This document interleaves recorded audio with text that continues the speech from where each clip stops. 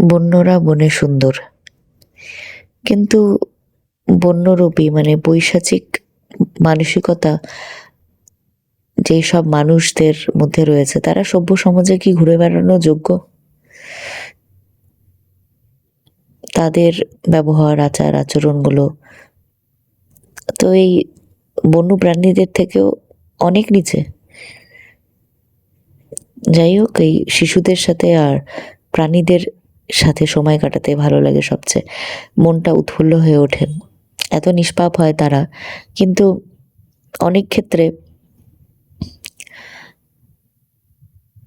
বড়দের থেকেও অনেকটা বেশি অনুভূতি হয়তো এই শিশুদের মধ্যে থাকে।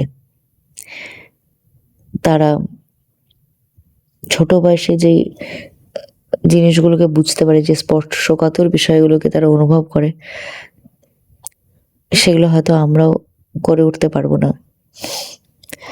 তো অনেকটা সময় এই খোলা আকাশের নিচে খোলা সব বন্যপ্রাণী ঘুরে বেড়াচ্ছে, আমরা বন্দি, ক্যামেরা বন্দি করে নিলাম সেই সব সুন্দর মুহূর্তগুলোকে।